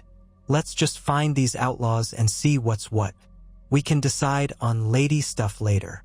Daisy quirked a small smile. "As you wish." They mounted and rode out under the steel-gray sky. A biting wind whipped across the ramparts. Arya glanced back once to see Sansa standing on a high balcony, wrapped in furs, watching them depart. Their eyes met across the distance. Sansa lifted a hand in a silent farewell.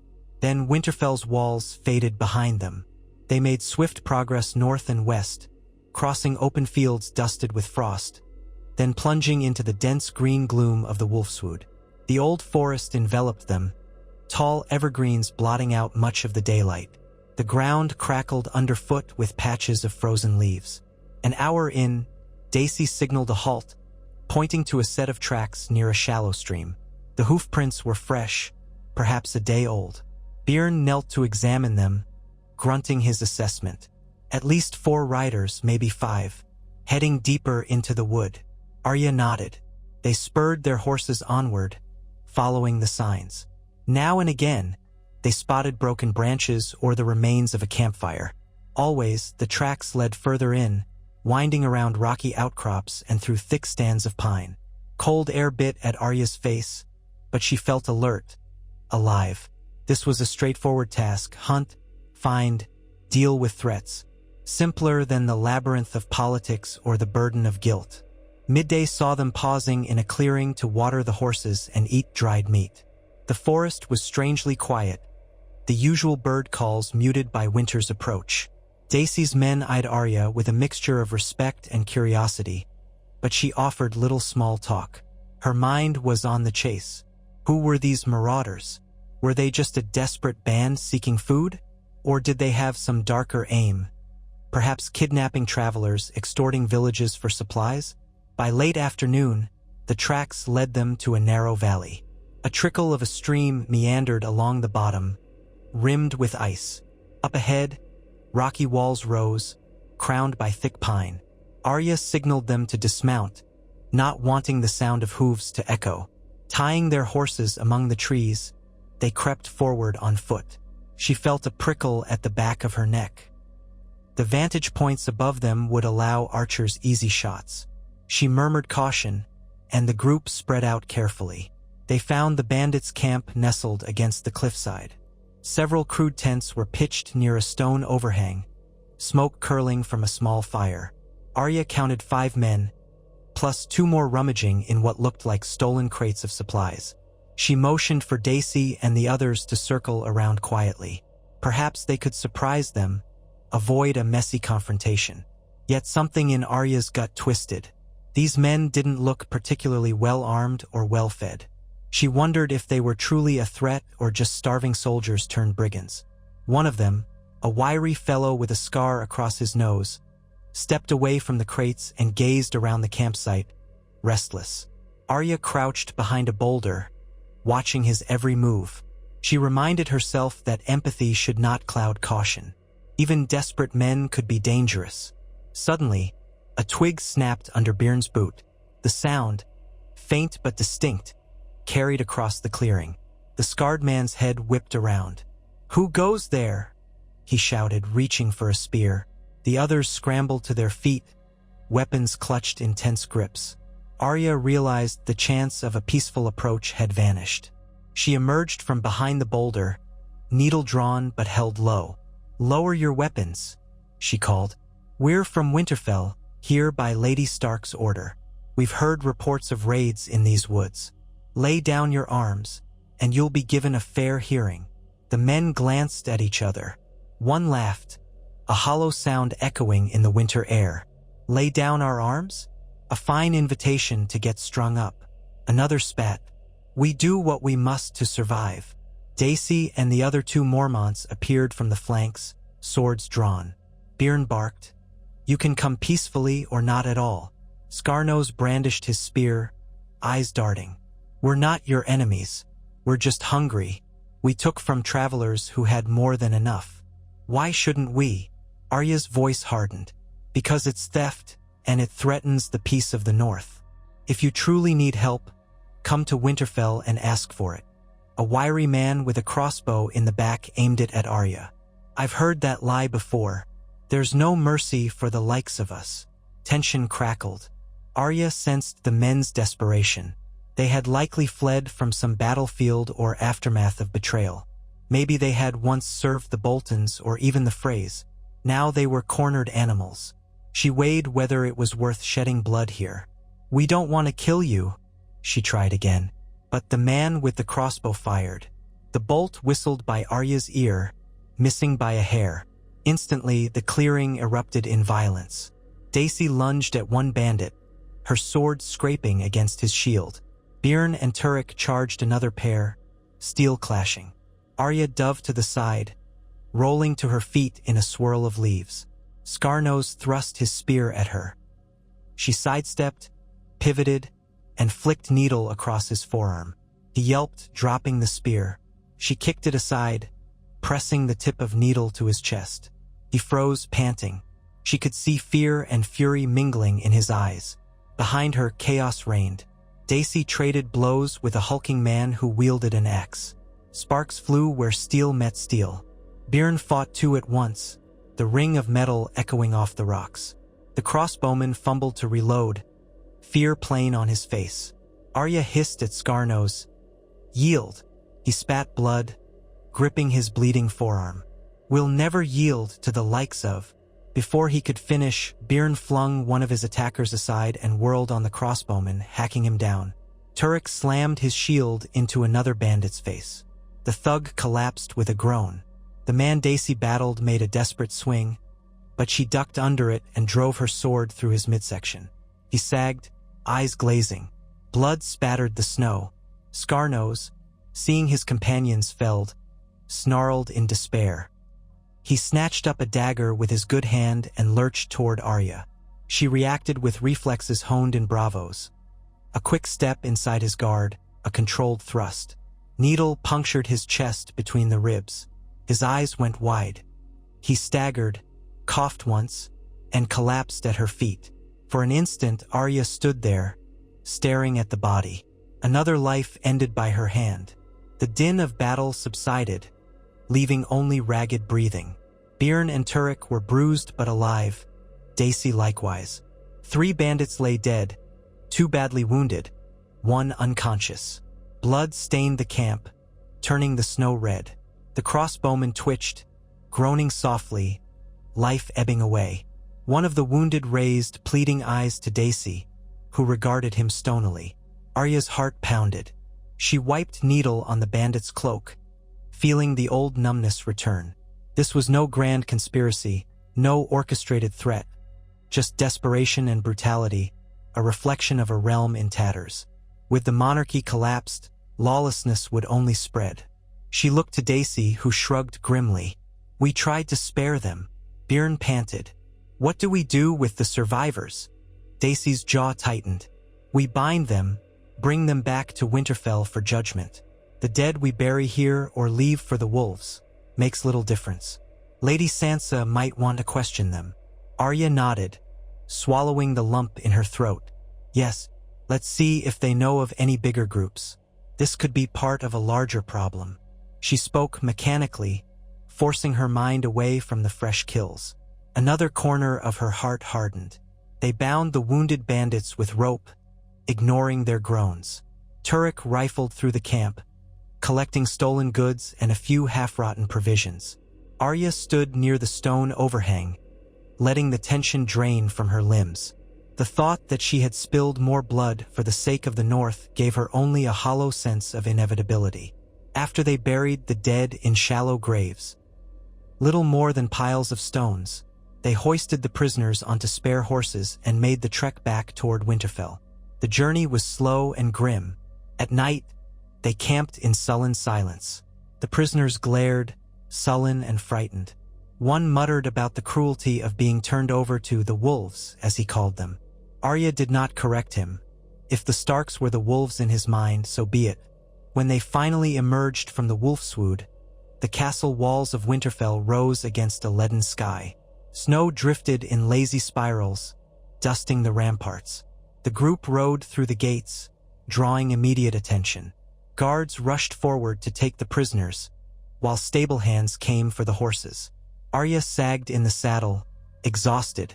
Sansa appeared in the courtyard, flanked by Maester Wolkan and Lady Mormont. Concern filled Sansa's gaze as she saw the bruises and bloodstains. Dismounting, Arya described the encounter. The desperate band, the fight, the kills. Sansa's lips pressed thinly. She turned to the prisoners, who were shoved to their knees. "You claim you had no choice but to steal and kill?" she asked icily. One prisoner spat on the ground. "You Starks sit in your castle with warm fires and full cellars. We starve on the roads. All the realm's broken and we do what we must. Is that a crime?" Sansa's jaw tightened. "It is when it involves murdering and robbing travelers." She looked to Dacey. "We'll question them to see if they have ties to any larger group, then decide their fate." Lady Mormont nodded, her face like stone. Arya stepped aside as guards hauled the prisoners away. She found herself trembling with an aftershock of emotion. Sansa noticed and placed a hand on her shoulder. "Come inside. Warm yourself. I'll have the maester look at you, just in case." "I'm fine," Arya murmured. "Just tired." Sansa guided her into the hall, where a fire crackled. Arya sank onto a bench, letting the heat seep into her bones. She stared into the flames, thinking of the bandits' words. "You sit in your castle, we starve on the roads." Was she part of some uncaring order now? No, she told herself they had tried to offer peace. But the entire realm was drowning in hunger and fear. The monarchy's downfall meant no stable authority or widespread relief. 1,000 pockets of misery would bloom across Westeros. Sansa crouched beside her. "I'm sorry you had to face that on your first day back in the north." Arya shook her head. "I chose to, and it won't be the last. This realm is on the edge of ruin, Sansa." Sansa's eyes clouded. "That's why we must hold the north together. If we can form a strong refuge here, maybe we can weather what's to come." A guard approached, bowing. "My lady, 2 riders from White Harbor have arrived, bearing urgent news." Sansa rose, smoothing her skirts. She glanced at Arya. "Can you come?" Though her body ached, Arya forced herself up. "Yes." In the great hall, the riders awaited, cloaks damp from melting snow. They bowed, handing Sansa a sealed letter. One spoke in a tense voice. "Lady Manderly sends word. A ship arrived from Bravos with talk of a new power stirring in the south. Someone claiming ties to House Targaryen, possibly landing near Dragonstone. The details are unclear, but it's rumored they have at least 1 dragon. Also, rumors swirl that another major house has claimed the Iron Throne in absentia, though no one in King's Landing recognizes it. Chaos everywhere. Murmurs arose among the lords who had gathered. Sansa broke the seal and read quickly, her expression grave. She handed the parchment to Maester Wolkan for further study. "If House Targaryen truly returns with dragons, the balance of power will shift again," she said aloud. "We need more information." Arya felt a knot in her stomach. Even as she had torn down one great cruelty, new uncertainties rose. She had unleashed the dissolution of the crown, but that vacuum would inevitably draw in those who sought power. The realm might tilt into fresh wars, fresh devastation. And amid all that, the North was trying to stand apart, forging its own future. Sansa addressed the hall. "We must keep a close watch. Lady Manderly wants permission to fortify White Harbor further. I grant it. We will send scouts south to glean more accurate news. Meanwhile, we strengthen our own defenses. Winter is coming." A somber hush settled, as though everyone felt the chill Sansa's words implied. Arya glanced at her sister, seeing the weight of leadership resting on her shoulders. Sansa might soon face decisions that affected thousands of lives. Arya wondered if she herself might be of use as a scout, slipping into southern lands with a borrowed face. The notion made her uneasy. She had wanted to leave that part of her life behind, but it might be necessary for the sake of the North's survival. After the meeting, Arya excused herself and wandered the corridors until she found the courtyard where the statue of the old weirwood once stood. Much had changed, but they had replanted saplings, trying to restore some sense of the godswood. Wind hissed through the branches, scattering flakes of snow. She thought of Ned Stark, of his sense of honor, how he would have handled this broken realm. Would he have approved of Arya's actions against the Lannisters, or would he have grieved the manner of it? She didn't know, yet a piece of her felt he would have understood. They had left her no choice, just as they had left him no choice when they took his head. She stayed there a long while, letting the cold air clear her mind. Overhead, clouds gathered, threatening heavier snowfall. The godswood was silent, the new trees too young to bear the carved faces of old. She placed a hand on the white bark of a sapling. Felt cool, smooth. No ancient wisdom stirred from within it. Still, she closed her eyes and offered a silent prayer. For the North, for her remaining siblings, for a future that would not spiral into endless bloodshed. Footsteps approached, crunching on frosty ground. She glanced back, half expecting Sansa. Instead, she saw a figure in the plain black garb of the Night's Watch. He was a ranger, tall and spare, with a lined face. He bowed his head politely. "Beg your pardon, my lady, but I recognized you from the hall." Arya turned fully, arms crossed.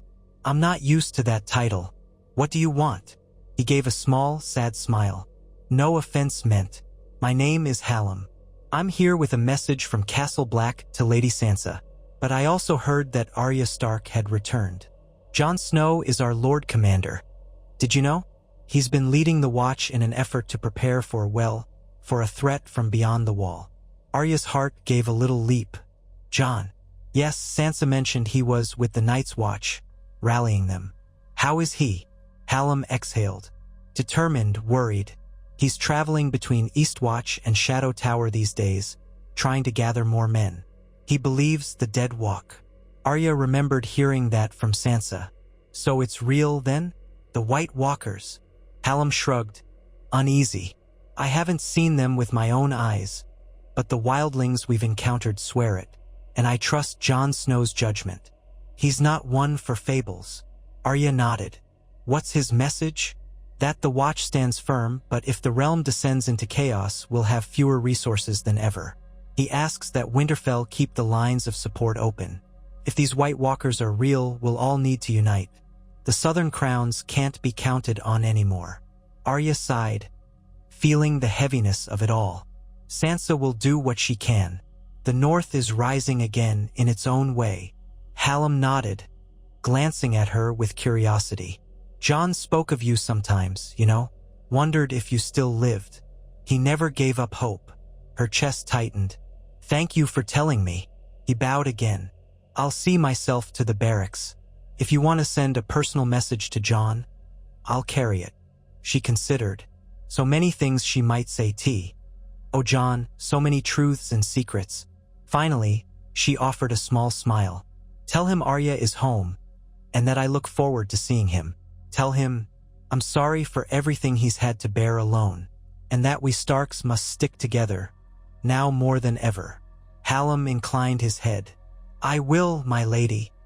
He turned and departed, leaving Arya with the swirl of the wind and her racing thoughts.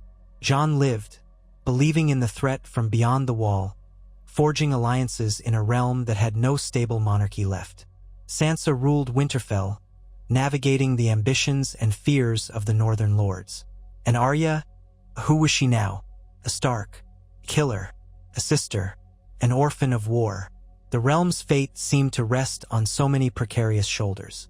She closed her eyes, feeling the cold seeping into her bones. A light snow began to fall, dusting the courtyard.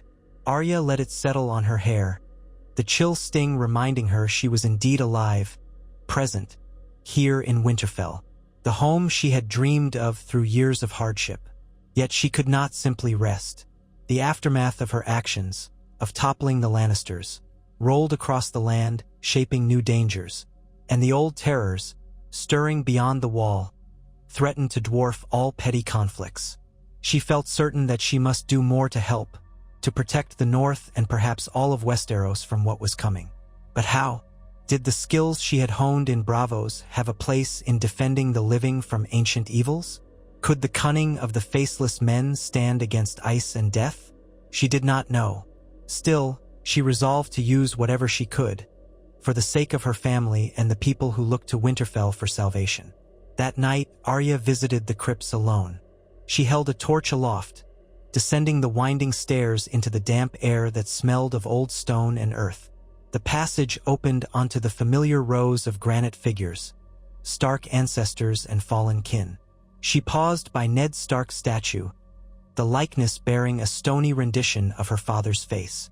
Emotion swelled in her chest. She touched the stone hand gently, remembering how he used to ruffle her hair and call her little one. "I avenged you," she whispered, voice trembling. "I killed them all, the ones who betrayed us. I burned their seat of power, turned their throne to ash. But I don't feel triumph, Father. I feel hollow. The realm is broken, and I don't know if it will ever heal. Maybe it's better this way, or maybe I've unleashed something worse. I just want you to know I tried to bring justice." She stood there for a time, torchlight flickering across the stone crypt walls. She thought she felt her father's presence, not angry or disappointed, but sorrowful, as though he grieved for all the lives lost, for the madness of power that had consumed Westeros. She closed her eyes, tears slipping down her cheeks. "I'll protect our home," she swore softly. "Whatever comes, I won't let the North fall." A faint draft fluttered the torch flame. She listened to the hush of the crypt, imagining an echo of approval. Then she turned and climbed the stairs back to the living world, heart heavy but resolute. In the days that followed, the North prepared. Ravens flew out in all directions, seeking intelligence on the rumored Targaryen claimant, on any southern lords who might try to re-establish a semblance of a crown, on the phrase holed up in the twins. Winterfell's forges roared, hammering steel for new swords and reinforcing gates. Sansa drilled with the castle guard, ensuring discipline. Lady Mormont rotated patrols through the wolfswood to keep the roads safe. House Glover sent men to watch for any incursion from the west. White Harbor braced its walls and readied its docks. Through it all, Arya pitched in where she could, scouting, training younger guards in quick footwork, even riding out to quell minor bandit uprisings. Yet the bigger storms brewed beyond the horizon. News arrived by Raven that a fleet had anchored at Dragonstone, carrying Daenerys Targaryen and her retinue, including dragons. Some lords in the Stormlands and the Reach were flocking to her banner, hoping to fill the power vacuum. Others remained hostile or neutral, uncertain whether dragons would bring liberation or destruction. The Iron Islands simmered with infighting. Dorne was quiet, its intentions unclear. Sansa read each dispatch carefully, pondering if the North should seek an alliance with the Dragon Queen or remain aloof. Arya had no easy answers. Meanwhile, tensions mounted closer to home. A handful of northern lords insisted that Sansa take the title of queen in the North immediately. Another faction wanted to wait for Jon's return, possibly naming him king if he agreed. Lady Mormont favored immediate action, while Lord Glover counseled caution. Sansa listened to all sides, though Arya could tell the weight of expectation pressed heavily upon her sister. One frosty morning, as the castle stirred with talk of a council session, Sansa found Arya practicing with needle in the old training yard. The sky was a pewter gray, flakes drifting. Arya had set up straw targets to keep her reflexes sharp. She lunged and parried, the movements precise. Sansa watched from the edge until Arya paused, breathing hard. "You're still as swift as ever," Sansa said softly, stepping closer. "Perhaps even swifter." Arya wiped sweat from her brow, a faint grin on her lips. "I could teach you if you like." Sansa laughed lightly. I think my talents lie elsewhere. She sobered. Arya, the lords press me to decide about the crown. I wish Jon were here, but we can't wait indefinitely. We need clarity, or we risk fracturing. Arya sheathed needle. What do you want me to say? I want your honest counsel, Sansa replied. You've seen more of the world's cruelty than most. Would declaring the North's independence truly spare us from the South's chaos? Or would we only isolate ourselves, making enemies we can't afford? Arya considered. She remembered the riots in King's Landing, the hopeless eyes of the small folk. Isolation won't keep out famine or an army of the dead. And if a dragon queen conquers the South, she might eventually turn north. But if the North stands on its own, perhaps we can bargain from a position of strength. In the end, no alliance is guaranteed to save us from war. But the North has to stand for something. Sansa nodded slowly, her breath steaming in the cold air. I lean toward naming us free of the South, but with the caveat that we're open to peaceful treaties if a stable ruler emerges, someone who respects our autonomy. In truth, that's not so different from what Robb attempted. But we must be prepared for conflict. Arya thought of Ned. Father always said the lone wolf dies, but the pack survives. Maybe that applies to the North as well. We can be a pack, but not if we kneel blindly. Sansa smiled, a trace of warmth. Thank you. Your words help. We hold the council tomorrow. With or without Jon, the North must decide its course. She touched Arya's shoulder. I'm grateful you're here, sister. They shared a moment of quiet understanding before Sansa departed, her cloak trailing in the snow. Arya lingered, gazing at the straw targets. Once, her greatest ambition had been to cross names off her kill list. Now she stood in a shifting realm, fighting for a future that might never be certain. She squared her shoulders, reminding herself that a Stark never shrank from the cold. The council assembled in the Great Hall the following day. Arya stood at Sansa's side. Lords and ladies wore solemn expressions. The tension was palpable. Sansa addressed them with calm clarity, summarizing the state of the realm. The crown destroyed, multiple claimants stirring, the undead threat looming in the far north. Then she laid out her proposal, that the North declare itself a free and sovereign kingdom, but remain open to alliances if any southern ruler arose who would respect their status. Those present debated fiercely, some wanting an immediate coronation, others fearing a dragon-led retaliation. Eventually, after hours of argument, they took a formal vote. The majority sided with Sansa, though some did so grudgingly. Thus it was decided, the North would declare its independence. Messengers would spread the word to all major houses, near and far. Winterfell would stand as the seat of the new Northern Kingdom, under the rule of House Stark. Yet Sansa did not permit them to call her queen outright. Not yet. I accept the responsibility of leadership, she told them. But until Jon returns, I will hold the title of Lady Regent of the North. If my brother wishes to rule, he may take the crown. If not, I will bear that burden. Either way, we stand united. A roar of approval rose from many throats. Arya watched Sansa with a kind of awe.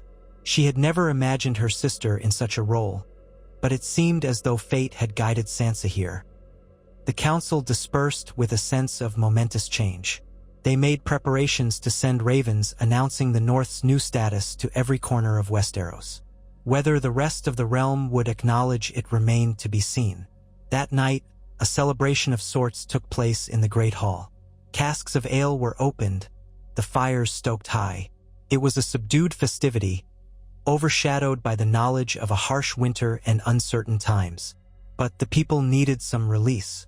They ate, drank, and sang old northern songs. Sansa presided, graciously accepting well wishes. Arya stayed near the edges, half smiling at the revelry. She shared a few cups of ale with Daisy, who teased her about her fighting skill. During a lull in the music, Lady Mormont rose and gave a brief, fierce speech.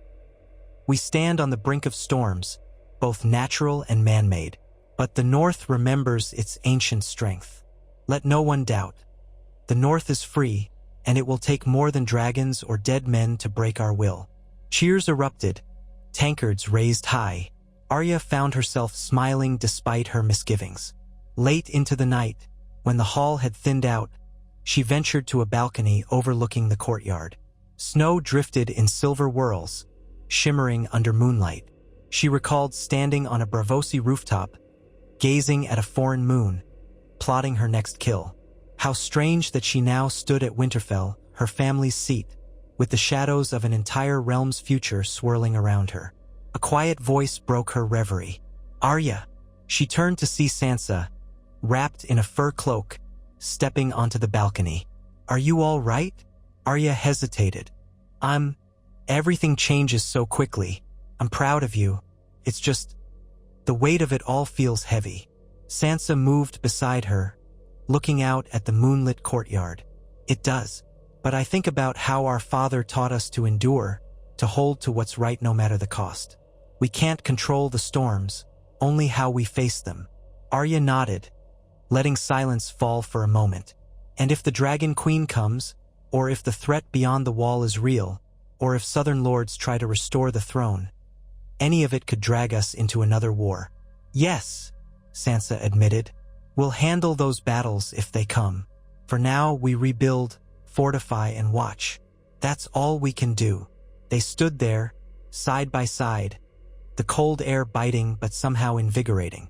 Arya took Sansa's hand, a rare show of affection. Sansa squeezed it gently. They were two sisters who had survived unimaginable trials, now entrusted with the North's fate. The monarchy in King's Landing lay in ashes, partly by Arya's own hand, yet new powers emerged in the vacuum. Winter pressed in, the nights grew longer, and the swirl of potential conflicts loomed. Still, under the moon's silvery light, there was a glimmer of unity, of something worth preserving. Stark blood bound them, and so long as they stood together, hope remained. Arya let out a breath she had been unconsciously holding. "Winterfell feels more like home than I dared remember." Sansa smiled softly. "Then let's fight for it, no matter what comes." Arya gazed at her sister's resolute profile. She thought of the faceless men, of the blood she had spilled. If the realm fell into chaos again, she might have to embrace those skills once more, becoming the assassin in the shadows to protect her kin. But this time it would not be for revenge alone. It would be for something bigger, something that might actually build rather than tear down. The many-faced god had guided her hand in the destruction of House Lannister, but now she would follow the call of the wolf in her heart, defending the living against whatever threatened the fragile peace of the North. And so they stood, the Lady Regent of the North and her deadly sister, watching the snow fall in quiet drifts. Beyond the walls, the realm shifted in the aftermath of the collapsed crown. Kings and queens might rise or fall, dragons might soar, and the dead might walk. But in Winterfell, the Starks endured. The old words lingered in the icy air. Winter is coming. They were ready to meet it, determined that the North, and perhaps all of Westeros, would have a future free from the tyranny of lions or any other beasts. In that silent, moonlit moment, the sisters felt the pulse of a new era, uncertain yet ripe with possibility, and they drew strength from the promise that they would face it together.